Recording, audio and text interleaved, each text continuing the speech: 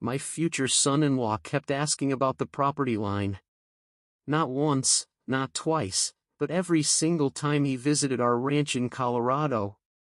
Tyler would stand at the kitchen window, coffee in hand, and stare past the meadow toward the tree and where our land ended. "Where exactly does your property stop, Robert?" he'd ask casually, as if he were just making conversation. The first time, I thought nothing of it. The second time, I figured he was just curious about country living. By the fifth time, something in my gut twisted. Claire, my daughter, would laugh it off. "He's just interested in ranch life. Dad, you know how city boys are."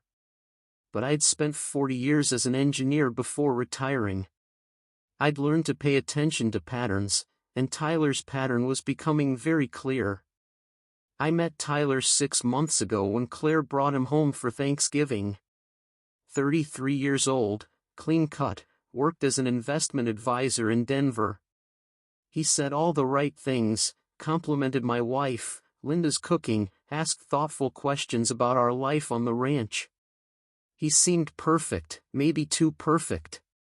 Linda died 3 years ago, cancer took her fast, and suddenly I found myself alone in this big house on 200 acres that we'd bought 30 years ago for almost nothing. Back then, it was just scrubland. Now with Denver sprawling outward, developers were circling like vultures. I'd gotten offers, big ones. But this was Linda's dream. I couldn't sell her dream. Claire understood that. She'd grown up here, helped her mother plant the garden that now bloomed wild every spring. After Linda passed, Claire checked on me every weekend, worried I was getting lonely. When she met Tyler at some networking event and they started dating, I was happy for her. She deserved someone after that disaster with her ex-boyfriend. The engagement came fast. 4 months of dating, then Tyler proposed at some fancy restaurant in Denver. Claire called me breathless with excitement.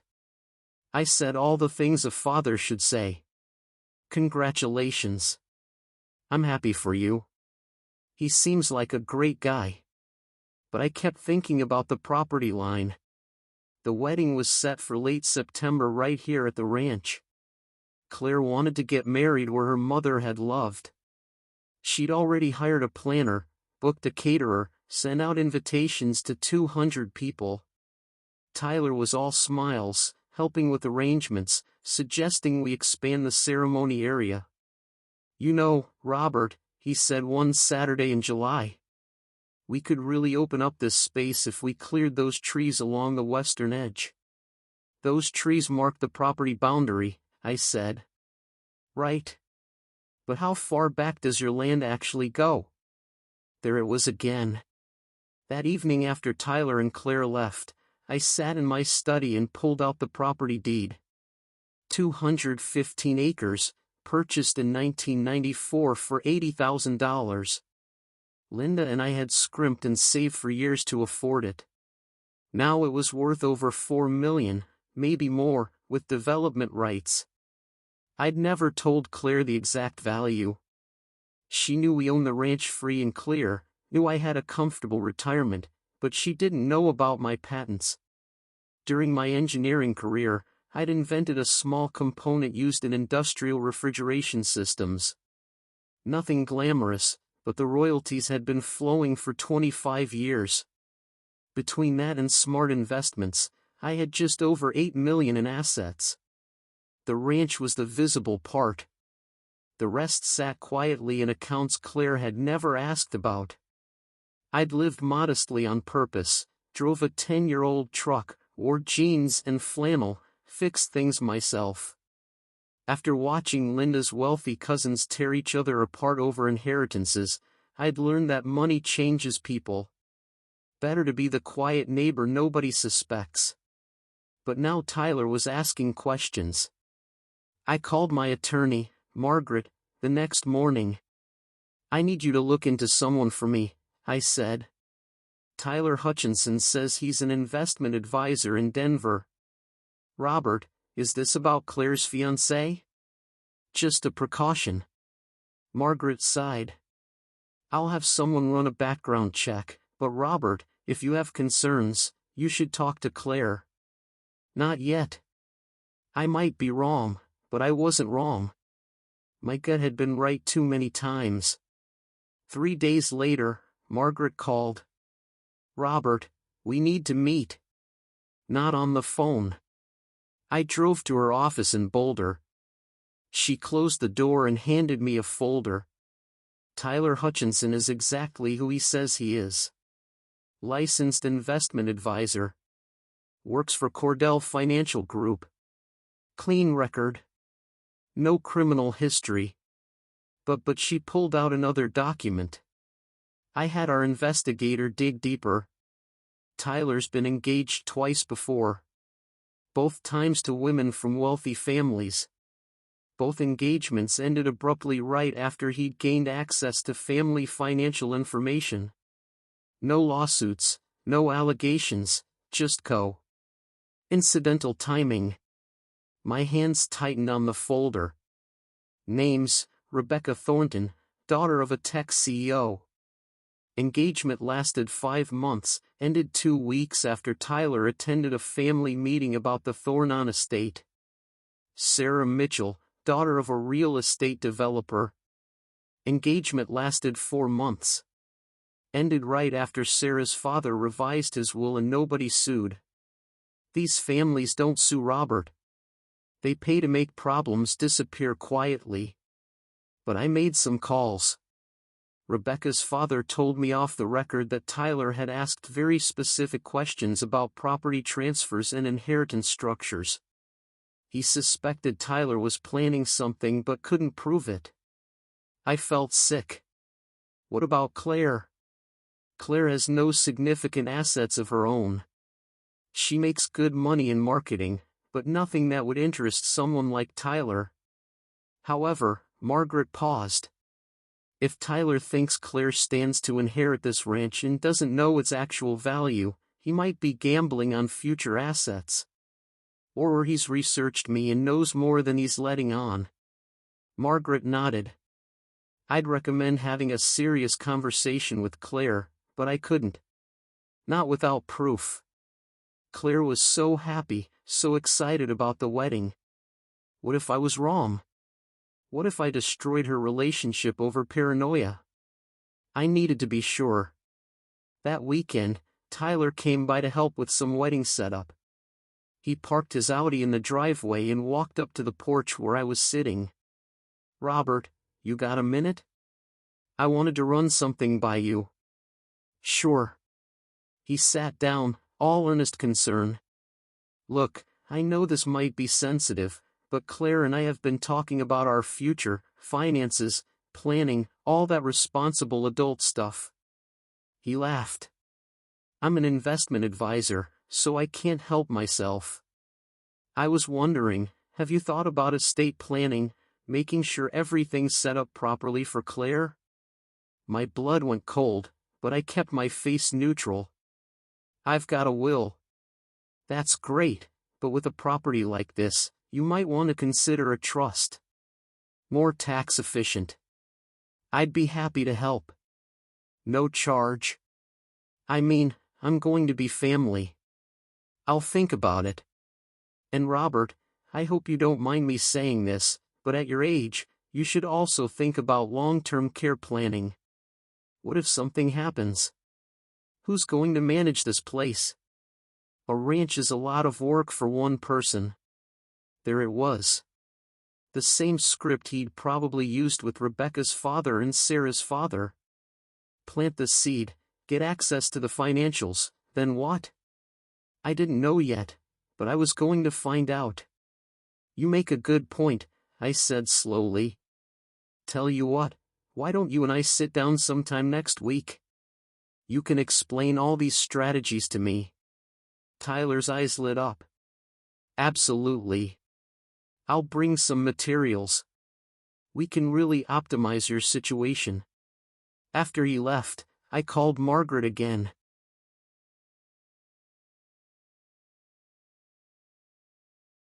I need surveillance. Robert. He just asked about my estate planning and long-term care. He's positioning. I need to know what he's really planning. Margaret was quiet for a moment. I know someone, a private investigator. Very discreet. Hire them. The investigator, a woman named Patricia, was worth every penny. Within a week, she had Tyler's phone records, his email patterns, his meeting schedules. Nothing illegal, she assured me. Just good old-fashioned detective work and some strategic social engineering. She called me on a Tuesday evening in August. "Mr. Caldwell, you need to hear this." She'd managed to place a recording device in Tyler's car during a routine service appointment at the dealership. It was legal, she assured me, because the device was technically a maintenance sensor that happened to record audio. The lawyers could figure it out later. I listened to the recording in my study alone. Tyler's voice. "Yeah, I'm at the ranch again playing the beautiful son-in-law. This old man has no idea." Another voice. Male. "You sure about the value?" Tyler. "Marcus. I've checked the county records 3 times. 215 acres and he bought it in '94 for peanuts. With Denver development reaching this far out, we're talking minimum $4 million. Probably closer to 5 if we play it right." Marcus and the old man, Tyler. "He's got to be loaded. Look at this property. Free and clear. He's been retired for 5 years. Lives alone. No debt. He's probably sitting on a couple million in investments, maybe more. The daughter has no clue. She thinks daddy's just a regular middle-class retiree." Marcus. "So, what's the play?" Tyler. "I marry Claire in September. Spend the first year being the perfect husband, the devoted son-in-law. Get him to trust me. Maybe get financial power of attorney under the guise of helping out. Old guy lives alone. Who knows what could happen? A fall, an accident, some cognitive decline. Before you know it, he's in a care facility. I'm managing his affairs and Claire inherits everything. We'll be divorced before she figures out what happened, and I'll take my half in the settlement." Marcus laughed. "You're a cold bastard, Tyler. I'm a practical businessman. Rebecca was a waste of time. Her father caught on too fast. Sarah was better, but her old man had everything in a trust. This one? This one's perfect. Small-town guy. No sophistication about protecting assets. It's like he's asking to be taken." I turned off the recording. My hands were shaking. Not with fear, with rage. But rage wouldn't help Claire. I needed to be smart. I called Margaret and Patricia into an emergency meeting. I have the proof now. I need a strategy. Margaret listened to the recording twice. "This is criminal conspiracy. We could go to the police and tell Claire her fiancé is a con artist 3 weeks before the wedding with 200 guests coming. She'll never forgive me if I don't have ironclad evidence. She'll think I'm trying to control her life." He literally admitted to planning your potential murder, Robert. Potential. He didn't say he'd do it himself. A good lawyer would tear that apart. I need him to incriminate himself in front of witnesses. At the wedding, Patricia raised an eyebrow. "You want to expose him during the ceremony?" "I want Claire to hear it. I want her to understand what kind of person she was about to marry, and I want 200 witnesses so he can't spin his way out of it." We spent the next 2 weeks preparing. Patricia installed tiny cameras around the ranch property. Margaret prepared legal documents that would protect Claire and me no matter what happened. I played the role of the trusting future father-in-law. Meeting with Tyler to discuss estate planning. He came to my study with a briefcase full of forms. "Okay, Robert. I've prepared some documents that will really streamline everything. This power of attorney form will let me help manage things if you ever need it. And this one updates your will to establish a trust with Claire as the primary beneficiary, but with me as trustee to make sure everything's handled properly." I pretended to study the documents, "And this helps with taxes." "Absolutely. You could save tens of thousands." I nodded slowly. "You know, Tyler, I've been thinking. You're right that this place is getting to be a lot for me. Maybe it is time to start making changes." His eyes gleamed. "I'm glad you're being practical about this, but I'm curious about something. You keep asking about the property boundaries. Why is that?" He didn't miss a beat. "Just thinking long-term, Robert. If Claire inherits this place, we might want to sell off some parcels, keep the house, and a few acres. No point holding on to land we won't use. Claire and I, as her husband, I'd want to help her make smart financial decisions." I smiled. Of course, family helps family. He left that day thinking he'd won. I let him think it. The week before the wedding, Claire noticed I seemed distracted. "Dad, are you okay? You've been quiet lately." "Just thinking about your mother, wishing she could be here for this." Claire hugged me. "I know, Dad. I miss her, too, but I think she'd be happy for me. Tyler's wonderful." I wanted to tell her everything right then, but I couldn't. She needed to hear it herself, understand it completely. Otherwise, she'd always wonder if I'd manipulated the situation. "I'm sure she would be," I said, hating myself for the lie. The day before the wedding, Tyler's friend Marcus arrived. I recognized him from Patricia's surveillance photos. He was staying at a hotel in town, supposedly Tyler's best man. I watched them at the rehearsal dinner, laughing together, confident. Tyler gave a toast. To Robert, who's welcomed me into his family, and to Claire, who's made me the luckiest man alive. Tomorrow is going to be perfect. Everyone applauded. I raised my glass and smiled. The wedding day was perfect. Colorado weather, September sunshine, aspen leaves turning gold, mountains sharp against the blue sky. Linda would have loved it. Guests filled the folding chairs on our lawn. The arbor Claire had insisted on stood decorated with late summer flowers. I walked Claire down the makeshift aisle, her arm through mine, her mother's pearls at her throat. She looked so happy. It broke my heart knowing what was coming. "I love you, Dad," she whispered. "I love you, too, sweetheart. Always."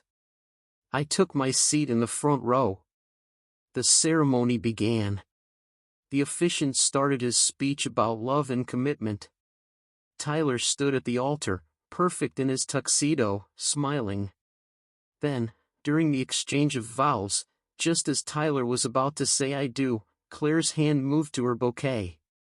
She pulled out a small folded paper and handed it to me. Her eyes locked on mine, full of tears. I opened it. 3 words in her handwriting. "Dad, help me." Everything stopped. I looked at her. She was staring at Tyler, her face pale, and I realized she was terrified. I stood up. "Stop. Stop the ceremony." The crowd murmured. Tyler turned. "Robert, what?" "Claire." I kept my voice calm. "What's wrong?" She took a shaky breath. The words came out in a rush. I heard him. "Last night, I went to his hotel room to surprise him. And I heard him talking to Marcus about how he was going to." She couldn't finish. Tyler's face went red. "Claire, you're being ridiculous. You misheard." You said you were going to make sure my dad had an accident after we were married. You said once you had power of attorney, it would be easy. Her voice broke. You said I was stupid and wouldn't figure it out until you'd already taken everything. The crowd erupted. Gasps, shouts, people standing up. Tyler grabbed Claire's arm. You're hysterical. This is wedding day nerves. I moved forward, but two men were faster. The county sheriff and a deputy, both friends of mine who'd been sitting in the audience in plain clothes, had Tyler's arms behind his back in seconds. Tyler Hutchinson, the sheriff said, you're being detained for questioning regarding conspiracy to commit fraud and possible conspiracy to commit violence. Marcus tried to run. He didn't make it past the driveway before Patricia tackled him. She'd been waiting by the cars just in case. The next hour was chaos. Guests being asked to give statements. Tyler screaming about false accusations and lawsuits. Claire sobbing in my arms. Margaret appeared with the recordings, the evidence files, everything we'd collected. Finally, the police took Tyler and Marcus away. The guests slowly dispersed, some supportive, others just eager for gossip. The caterers packed up the untouched dinner. Claire and I sat on the porch steps, still in our wedding clothes, watching the sun sink toward the mountains. I'm sorry, Dad, she said quietly. I should have told you sooner. I've known for 2 days. I heard them talking and I just froze. I didn't want it to be real. I kept thinking maybe I'd misunderstood. Maybe there was an explanation. So, I went through with all the preparations and I was going to marry him and you gave me that note at the last possible second. Why, Claire? She wiped her eyes. Because I was scared. What if I was wrong? What if I ruined my own wedding over a misunderstanding? But then, standing there about to say, I do, I realized I couldn't. I couldn't marry someone I didn't trust. So, I wrote the note and I prayed you'd understand. I put my arm around her. I did understand. I've understood for months. You knew? I suspected. I had him investigated. I have recordings of him and Marcus planning this whole thing. I was going to expose him today, even if you hadn't given me that note. Claire stared at me. Why didn't you tell me? Because you wouldn't have believed me. You have thought I was being a controlling father who didn't trust your judgment. You needed to discover it yourself. Come to your own conclusion. I was just there to back you up when you did. She leaned her head on my shoulder. I feel so stupid. You're not stupid. You're someone who believes the best in people. That's a good quality. Even when people don't deserve it. Tyler is a professional con artist. He's fooled women and families before. You're not the first and probably not the last. What happens now? Now, the district attorney will review the evidence. Tyler and Marcus will likely face charges for conspiracy and fraud. You'll give your statement. We'll deal with canceling wedding gifts and apologizing to guests.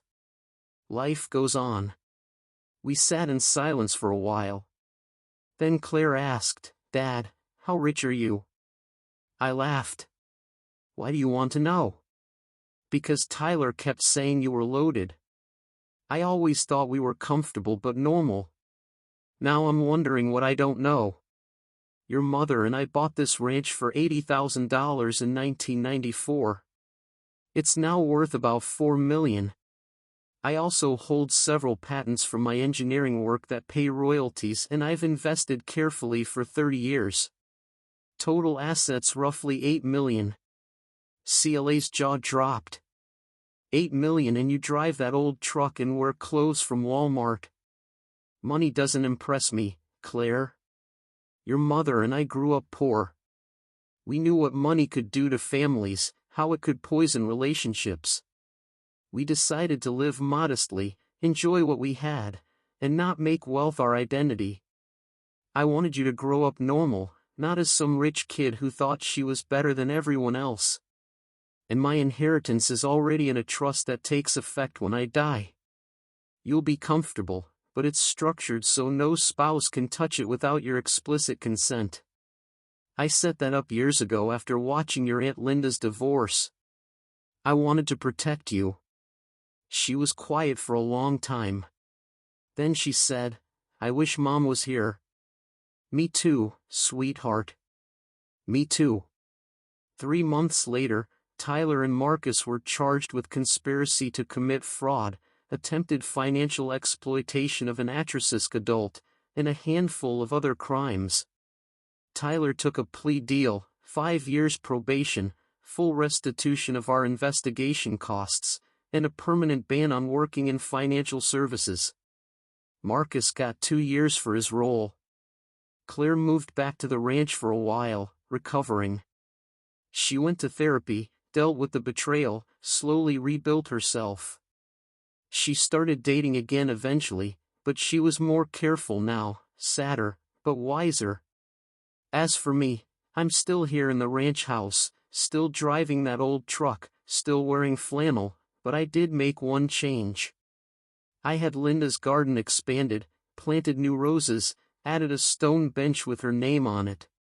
Sometimes Claire and I sit there in the evening watching the sunset and I tell her stories about her mother, about the woman who believed in buying land instead of fancy cars, in planting gardens instead of showing off jewelry, in building a life instead of maintaining an image. "Dad," Claire said one evening, "do you ever regret not being more open about the money? If I'd known, maybe I would have been more suspicious of Tyler from the start. Maybe. Or maybe you'd have attracted more Tylers, wondering if everyone who showed interest was after your inheritance. The way we did it, you got to be yourself. You got to make your own choices. And when things went wrong, you had the strength to ask for help. That's worth more than any amount of money." She leaned against me. "I love you, Dad. I love you, too, sweetheart." The sun dropped behind the mountains, painting the sky orange and purple. Somewhere in the meadow, a bird called. Linda's garden bloomed, wild and beautiful, just the way she'd wanted it. Money can't buy moments like this, but it can buy the security to enjoy them without fear. That's the real value of wealth. Not what it displays, but what it protects. And I'd protect my daughter with every dollar I had for as long as I lived.